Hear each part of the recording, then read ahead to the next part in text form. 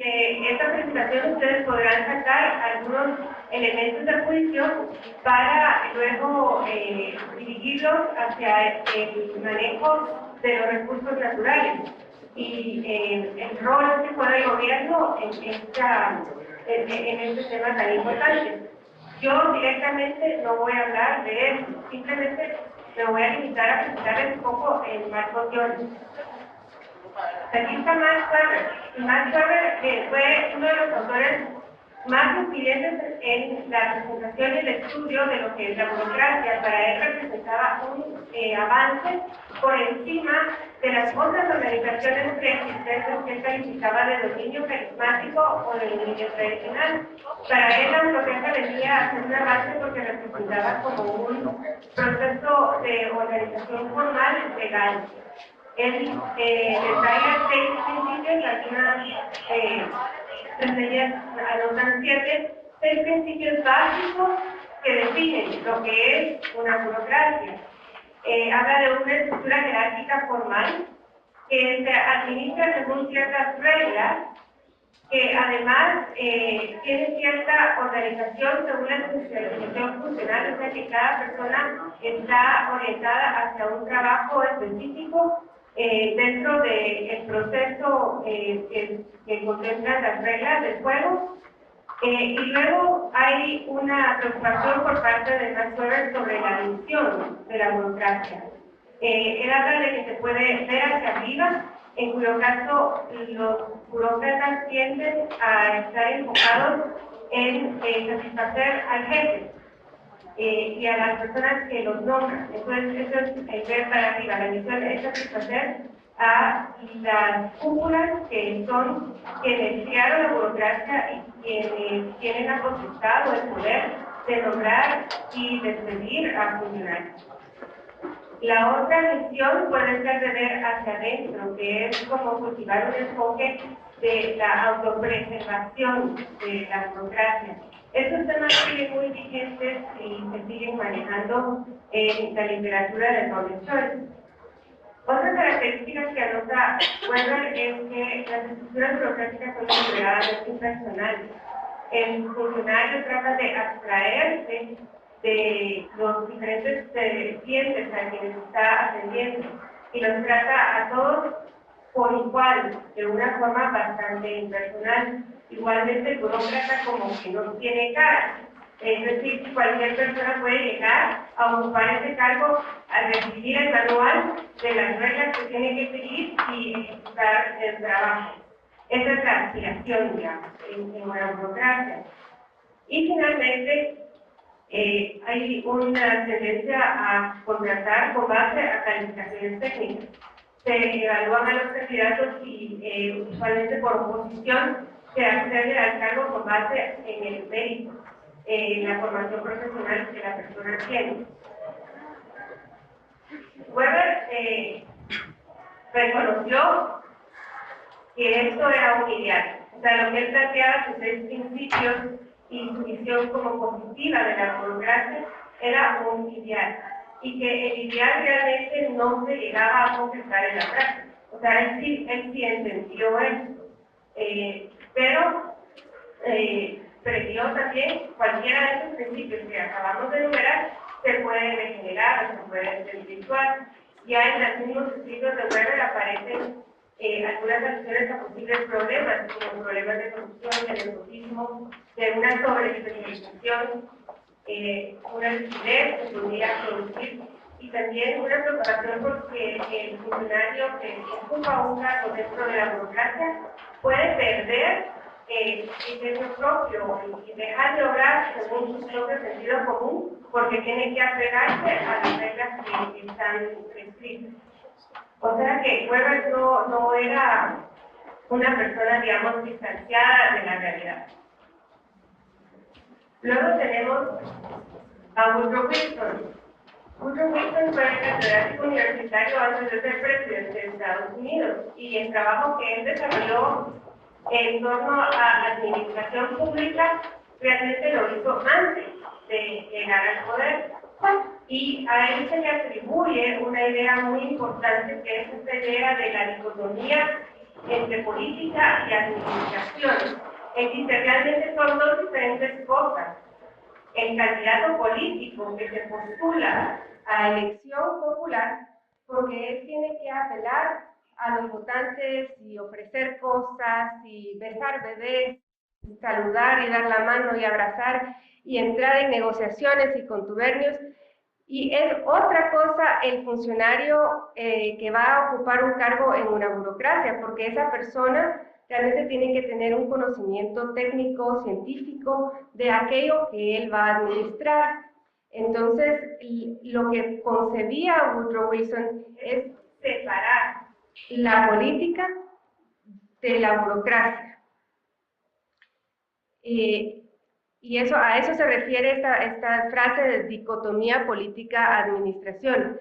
Él lo que quiere es aislar a los burócratas del vaivén político y alejarlos de todas esas cosas de la política electorera, del cortoplacismo, y que ellos se enfoquen ahí encerrados en sus oficinas, en aquello que tienen que hacer en su misión y que lo hagan de la forma más eficiente posible.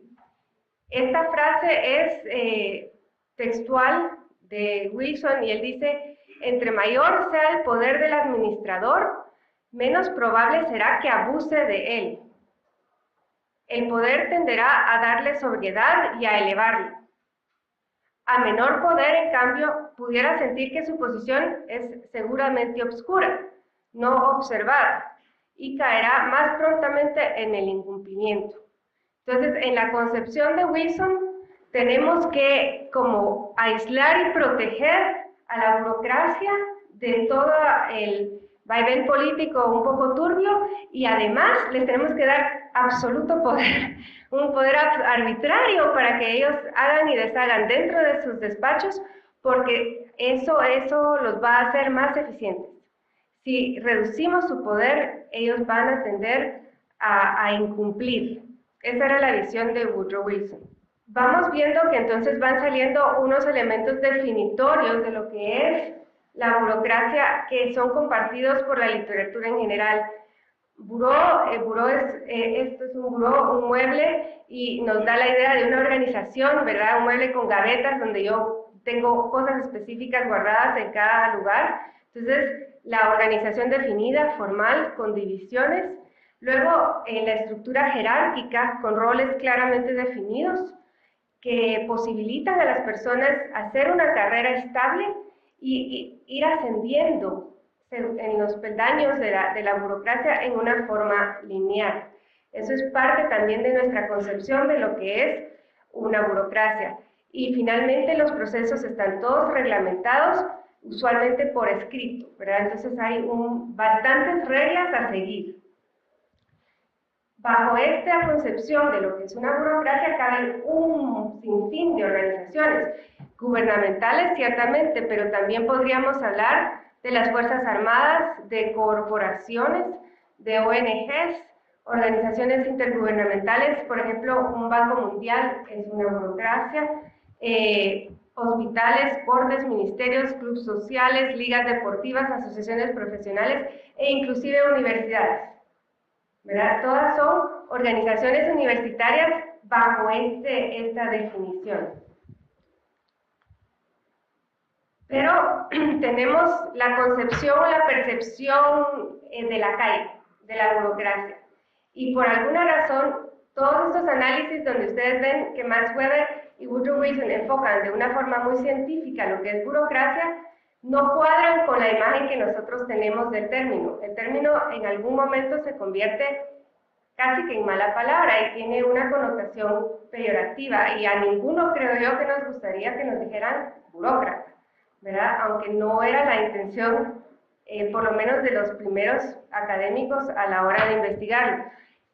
Nuestra percepción es realmente una visión del usuario.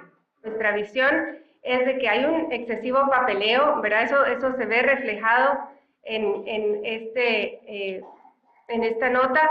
También como que no tiene mucho sentido ni propósito, ¿verdad? Tiene que llenar 3 diferentes formularios y si los rellenó mal, pues tiene que volver a empezar y no los termina de completar. los procesos se vuelven engorrosos, es un juego lento, se ve la ineficiencia que nosotros percibimos como usuarios muchas veces, un poco de abuso de poder, hay bastante indiferencia frente al usuario, ¿verdad? Nosotros nos acercamos a la ventanilla y esa impersonalidad de la que hablaba Weber realmente es indiferencia.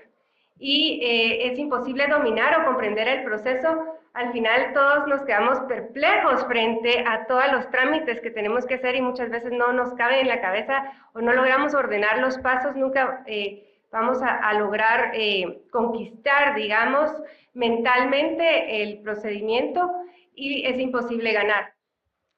Este es un cuadro de Salvador Dalí que se llama El burócrata promedio. Pues como buen artista no le gustan mucho los burócratas, o sea que nuevamente vemos plasmado, este es un acercamiento a la cabeza, en la cabeza es cabeza de chorlito, pues, o sea, tiene unas conchitas ahí en la cabeza y como buen artista y rebelde, pues no le gusta mucho la burocracia, la formalidad, la rigidez, y eso es lo que se ve plasmado en el cuadro, o sea que tenemos algunas percepciones muy negativas de lo que es una burocracia a partir de nuestras experiencias personales, pero también como que hay algo en el ambiente, ¿verdad?, que nos lo indica y no es de ahorita, sino que viene de muchos años atrás. En este contexto empieza la literatura del análisis de las decisiones públicas a enfocarse sobre el tema. Este es el antecedente, digamos, dentro del cual viene a trabajar William Niskanen. Este es el señor que principalmente ha investigado el tema y él publicó en el 71 su primera obra sobre burocracia y él básicamente dice que va a hacer una pequeña redefinición para poder delimitar el problema y analizarlo de una forma más concreta. Y él dice que las burocracias son organizaciones no lucrativas que se financian por lo menos en parte con una transferencia o un donativo. Esto abarca entonces ahora ya solamente organizaciones gubernamentales y las ONGs ya no, y tal vez algunas universidades, ya no incluye las corporaciones. Deliberadamente elimina, digamos, de la clasificación de burocracia a ciertas corporaciones, aunque sean grandes y burocráticas en su proceder, pero eso no va a ser objeto de su estudio en particular, ¿verdad? Él procede a definirlo de una forma aún más concreta. Dice que los dueños y los empleados de estas organizaciones no se apropian ni una parte de la diferencia entre los ingresos y los costos. Es decir, no hay el incentivo que existe en una corporación privada a devengar ganancias y poderme apropiar de una parte de esos dividendos al final de mi gestión. Y por el otro lado, una parte del ingreso recurrente de la organización proviene de una fuente que no sea de la venta de su producción a una tasa por unidad. Es decir, que si parte de mi presupuesto, casi la totalidad de mi presupuesto, viene de una asignación presupuestaria del presupuesto general de la nación, entonces yo tengo garantizado ese ingreso independientemente de qué es lo que yo haga con él. ¿Qué servicios proveen las burocracias bajo esta concepción de Niskanen? Pues atienden las preferencias de algunos, no de todos, ¿verdad? Algunos de nosotros tenemos preferencias por los servicios y los bienes que proveen las burocracias y los ofertan en cantidades mayores a las que emergerían si nos los estuvieran vendiendo por unidad, ¿verdad? Esa es la característica que detalla Niskanen. Usualmente las burocracias eran concebidas para provisión de servicios o bienes que se consideran bienes públicos. Y que quizás no pudieran haber sido producidos en el mercado, por ejemplo, seguridad. Pero las burocracias, sabemos, producen muchas otras cosas que sí perfectamente pueden ser producidos privadamente, ¿verdad? Como por ejemplo el servicio postal. La pregunta que se hacen los autores de Public Choice tiende a ser, ¿qué maximiza el actor político? Es una de las preguntas que se hace. El votante maximiza bienes, ¿verdad? Va a votar por el candidato que más le ofrezca. El político maximiza votos. el funcionario público, el burócrata, maximiza presupuesto. ¿Sí? Esto es lo que ha planteado Niskanen en su obra del 71 y que sigue siendo la teoría vigente. Las burocracias maximizan presupuesto. A mayor presupuesto, mejor burocracia soy, ¿verdad? Yo prefiero trabajar en el Ministerio de Educación, que tiene un presupuesto millonario, a trabajar en el Infom, que es un poquito más chiquito y tiene menos dotación de presupuesto. Es más prestigioso como funcionario público trabajar en una organización con un presupuesto abultado.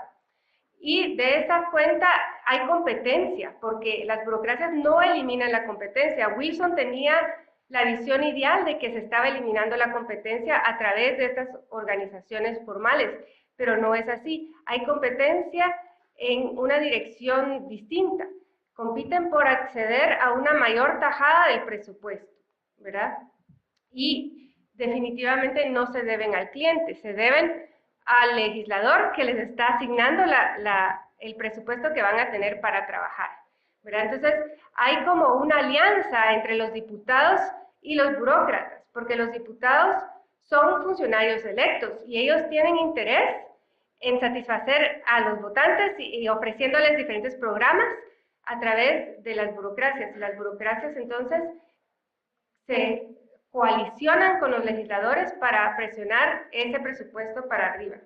La teoría de las finanzas públicas que emerge de esta literatura es que todos los actores políticos, los políticos que serían en este caso los legisladores, los burócratas, nosotros los votantes también, y los grupos de interés, todos interactuamos para elaborar el presupuesto colectivo y para asegurar el crecimiento del gasto público y la carga tributaria. Todos estamos pujando para arriba el gasto público, porque demandamos más y más servicios y los burócratas y los legisladores nos los quieren dar, ¿verdad? Les conviene darlos. Las burocracias vienen a crear su propia demanda, cabildean a los legisladores para generar una mayor demanda de sus servicios, controlan los costos de los cuales producen, ¿verdad? No hay una fiscalización muy directa de ellos. Tienen una dependencia mutua con los legisladores necesitan de las burocracias para decir, miren, aquí estamos proveyéndoles estos servicios, señores, voten por mí, ¿verdad? Y los funcionarios en las burocracias dependen de los legisladores para su presupuesto, ¿verdad? Los legisladores quieren gastar más para sacar más votos, beneficiando a grupos a través de las burocracias. La burocracia además busca sobrevivir, busca maximizar su presupuesto y busca sobrevivir. ¿Cómo sobrevivo yo? Pues voy a tratar de evitar el escrutinio legislativo anual, ¿verdad? Prefiero que no estén viendo muy de cerca cómo me gasté los recursos, qué tan eficiente fui. Mejorar la asignación presupuestaria fija. Si a mí me asignan un porcentaje del presupuesto general de la nación, voy a querer que sea mayor siempre, ¿verdad? Que se mejore siempre la asignación presupuestaria fija. Voy a estar constantemente inventando servicios que estoy dando al cliente y tratando de que estos se consideren vitales, ¿verdad? Voy a gastarme todo el presupuesto asignado. Lo peor que le puede pasar, y ustedes lo ven en la prensa, esto sí lo vivimos, cuando los reporteros dicen, solo se ha gastado el 40% del presupuesto asignado, el ministro tiene que correr a ver cómo hace para gastarse todo lo demás, aunque no tenga en qué o no sepa cómo, porque de lo contrario le van a reducir la asignación presupuestaria. Y eso es lo peor que le puede pasar. Entonces, se tienen que gastar todo el presupuesto asignado. Existe una gran demanda por nuestro servicio, eso es lo que tienen que decir, ¿verdad? Lo que estamos haciendo nosotros es vital, es importante y tengo que seguirlo haciendo de una forma muy constante. Y siempre tienen que decir, es que los costos son mucho mayores de lo que anticipamos. Queríamos darles este servicio, pero no nos alcanzó el presupuesto, ¿verdad? Y pidiendo transferencias extras, también las burocracias logran sobrevivir. Las burocracias no están sujetas a la disciplina del mercado, realmente no saben qué precio tienen sus servicios o qué precio tendrían si los estuvieran proveyendo competitivamente en el mercado. No tienen ganancias Sí hay competencia interna. Como les decía, no se elimina la competencia. Sí hay competencia interna por avanzar el interés propio. Cada quien dentro de las mismas estructuras tiene su ambición y su agenda personal. O sea que la competencia no se elimina, pero se transforma.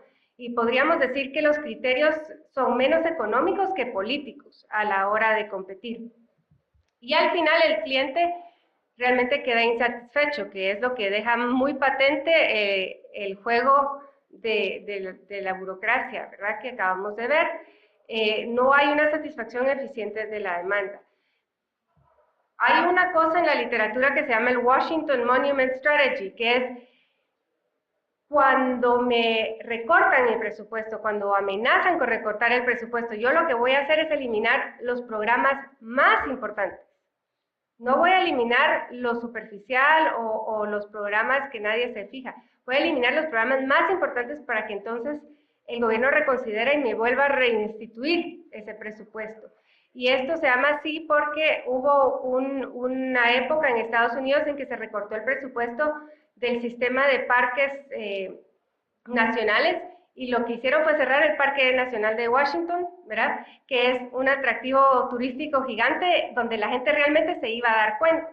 Hay muchos ejemplos como esto en la Universidad de Utah, por ejemplo, recortan los cursos más importantes, no los cursos secundarios, sino los cursos más importantes, precisamente para que no les recorten el presupuesto.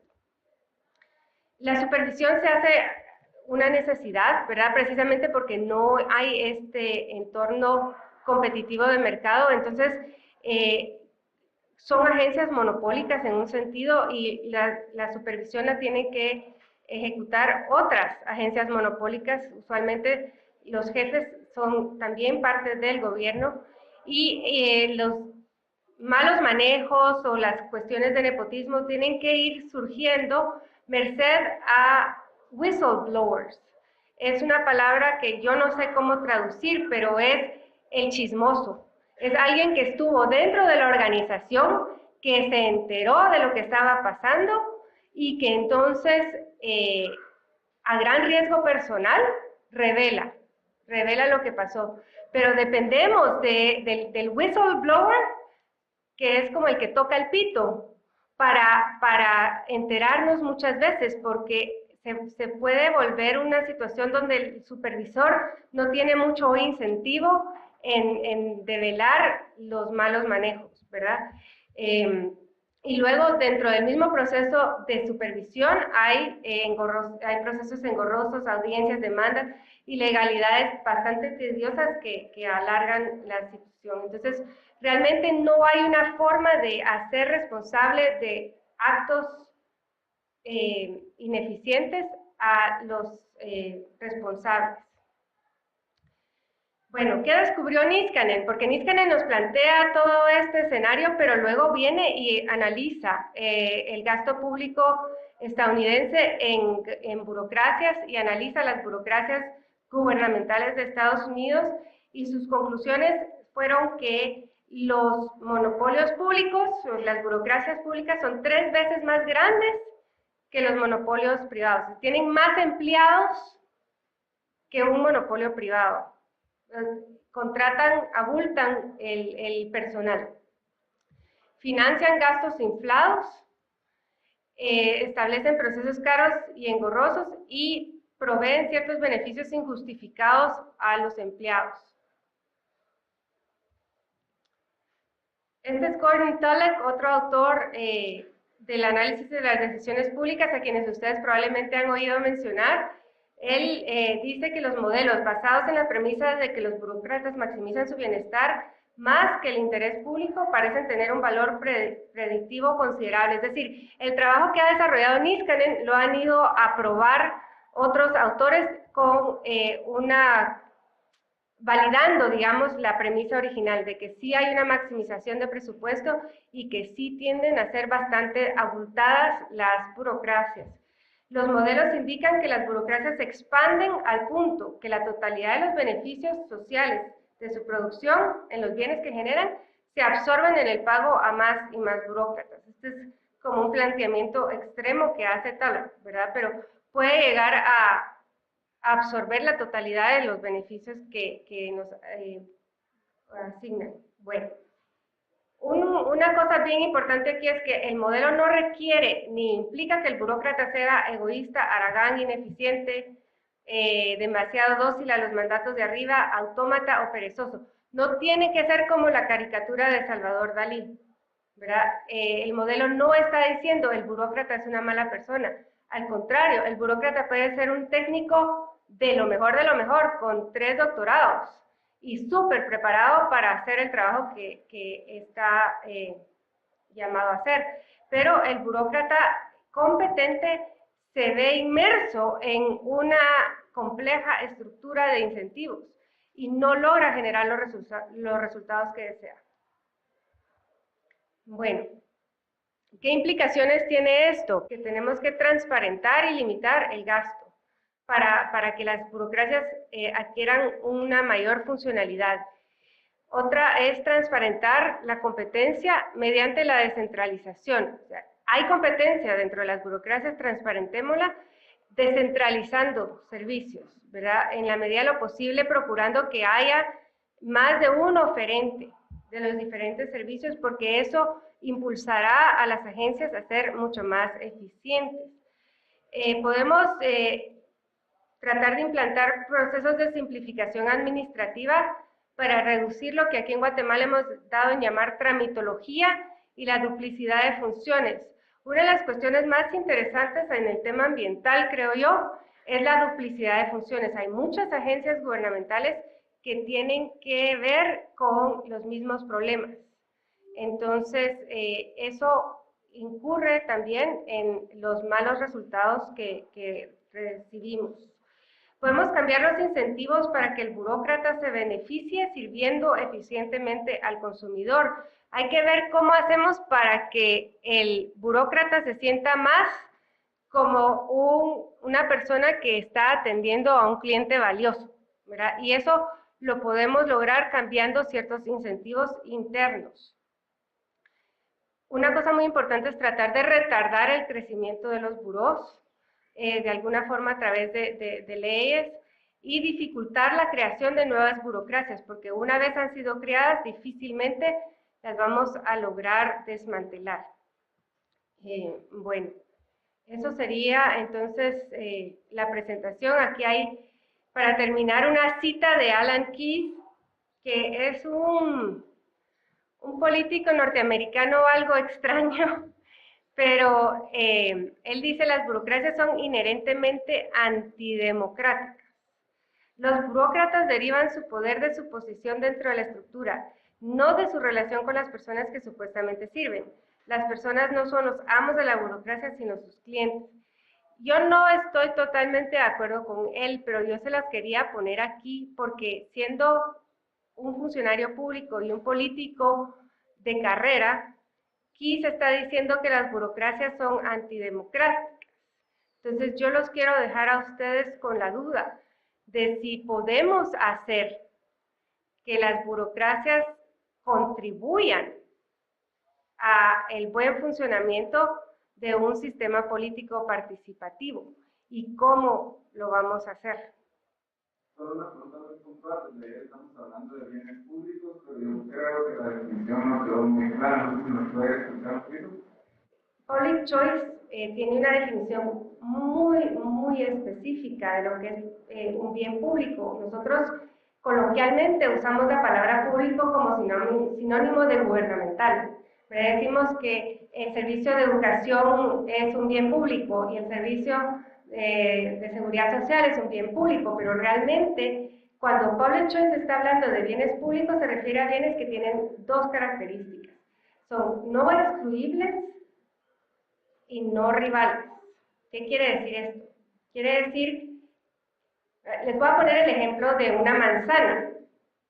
Si tú te comes una manzana, ya no me la puedo comer yo, o sea, ya te la comiste, eso es un bien rival, ¿verdad? El consumo por una persona precluye el consumo por otras, pero hay ciertos bienes, como esta conferencia, en la que más de una persona puede recibir el mensaje simultáneamente. A mí me gusta el ejemplo de las luces Campero. Las luces Campero son un bien público porque muchísimas personas las pueden ver simultáneamente y el hecho de que una persona las esté viendo no limita la posibilidad de que otra persona las pueda ver al mismo tiempo, ¿verdad? De hecho, el pollo campero tendría serias dificultades si tratara de cobrar o limitar el acceso a las luces, porque la gente se pone hasta en la carretera El Salvador a verlas, ¿verdad? Entonces, realmente las podemos ver desde diferentísimos ángulos y no es imposible que muchas personas consuman el bien simultáneamente. Y la otra característica es que es difícil excluir de su uso. O sea, si Pollo Campero tratara de cobrarlos por ver las luces Campero, sería sumamente difícil, sería demasiado caro tratar de ejecutar ese cobro a cambio de la provisión del servicio. Entonces, la idea es que los bienes públicos tienen estas cualidades. Hay muy pocos bienes públicos puros. El mejor ejemplo quizás es la seguridad nacional. Si nos invaden ahorita yo no sé, de un país externo, el ejército va a ir a defendernos, a todos. No va a decir, a fulanito usted no la voy a defender, que le caiga la bomba a usted encima porque usted no pagó sus impuestos. No pueden hacer eso, ¿verdad? Entonces, son bienes no rivales y no excluibles. Pero como le repito, hay muy pocos bienes públicos puros. La mayoría tienen ciertas calidades de rivalidad y ciertas calidades de exclusividad. Esta conferencia es parcialmente bien público, porque digamos, si tratáramos de meter a otras 300 personas más en esta aula, ya nadie estaría aprovechando nada, ¿verdad? Y podríamos cobrar y limitar el acceso al cine, se cobra y se limita el acceso. O sea que hay formas de convertir bienes públicos en bienes privados, pero esa sería la definición. Muy buenos días. Primero, felicitaciones por su conferencia magistral. Y yo quisiera comentar mi punto de vista sobre lo que es burocracia y que usted me pudiera aportar algo para enriquecerla. Si nosotros hablamos de Max Weber, con los principios, estamos totalmente de acuerdo en las principios que él establece. Pero yo considero que la administración es la que está fallando, porque independientemente que si tomamos la de Freddy Taylor, la administración científica o la de Henry Fayol como administración moderna, en sus procesos está la dirección. Eso sin tomar en cuenta la integración y organización, si nos referimos específicamente a CUS, pero en la dirección es donde estamos fallando. No hay delegación de autoridad, todo es centralizado. Y cuando se trata de enmarcar la burocracia a los 200.000 servidores públicos, yo considero que no es así, sino que son las direcciones las que no funcionan, no hay control. Entonces, le echamos la culpa al mal servicio, pero es porque no hay control. Ahora, cuando hablamos de transparencia, cuando hablamos de corrupción, cuando hablamos de nepotismo, de clientelismo, de corrupción gris, blanca, negra, está dada a los niveles de dirección. Quiere decir que la gente que se está colocando en puestos es gente improvisada o gente que no tiene una carrera pública o da acuerdos políticos. Entonces, siendo que el problema está arriba, al nombrar gente que no tiene la capacidad para dirigir, porque solo en la motivación, que es parte de la dirección, uno se da cuenta que hay jefes que ni siquiera saben el nombre de sus empleados. Entonces, ¿cómo puede existir un liderazgo y cómo puede haber eficiencia si no existe una comunicación? Entonces, mi pregunta es, ¿considera usted que la carrera pública ya debería estar autorizada? Porque no podemos seguir cambiando de gobierno. Quiero aclarar que soy graduado de la Marroquín y también soy graduado de la Galileo.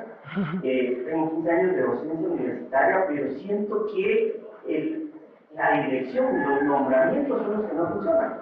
Y si miramos a las personas que sí los han enjuiciado, son personas que a veces van de lo privado, porque lo público lo miran como un botín. Yo participo en política porque voy a ser dinero. Entonces, si la carrera pública es necesaria, o si es funcional, o si no puede servir en nuestro país, y la colocación de directores que no tienen la menor idea de lo que es la administración. Solo esas dos cositas y gracias. Sí, claramente Niskanen revisita su teoría del 71, ¿verdad? Entonces él escribe sus principales teorías sobre burocracia en el 71 y luego en el 94 vuelve a publicar un libro y durante todos esos años ha habido un gran avance en nuestro conocimiento de cómo funcionan las organizaciones profesionales, tanto burocracias como las corporaciones. Le debemos un gran agradecimiento a Ronald Coase, por ejemplo, ¿verdad? Que nos dice, miren, la empresa no es una caja vacía, allá adentro hay un proceso social y una interacción entre diferentes actores, cada quien movido por diferentes incentivos, y tenemos que poner atención a cómo están estructuradas las plazas y los trámites y los requisitos para ver de obtener un resultado, ¿verdad? No es así como que aquí vienen los insumos, pasa algo ahí adentro y sale el resultado y va a salir perfecto, ni en el sector privado. O sea, que yo creo que hay muchísimo avance en materia de administración. Y todo lo que usted está diciendo, pues ciertamente ha sido resaltado por la literatura, sobre todo de las plazas otorgadas a personas que han hecho sus méritos políticos y que no necesariamente vienen de una carrera tecnócrata, ¿verdad? O sea, todo eso está bastante claramente resaltado en la literatura y es cierto. Yo le diría que el enfoque de Public Choice pone el énfasis en la estructura de incentivos y no tanto en la persona, partiendo de la idea de que pudiéramos poblar nuestras burocracias de ángeles, de gente perfecta, virtuosa, que ya pasó por todas las escuelas de valores y virtudes, y de todos modos no van a poder hacer funcionar lo que tienen ahí, ¿verdad?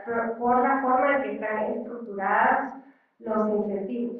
Entonces, Public Choice trata de enfocarse más en cómo están estructuradas las burocracias que en cuestiones como de carrera política, que ciertamente pues, no dañarían nada estos procesos si tuviéramos personas muy calificadas. Pero la idea es, aún si tuviéramos perfectos tecnócratas, todavía habrían problemas por la forma en que concebimos este ejercicio.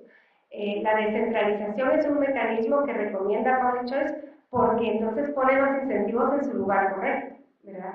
Y puede acceder al cargo una persona medianamente preparada que va a tener mayor posibilidad de proveer resultados eficientes a nosotros, a los consumidores. Pero yo creo que por ahí va tal vez el enfoque de Public Choice. Ese es el aporte de Public Choice, enfocarnos en la estructura de incentivos, no en detrimento de todo lo demás, que es muy importante también.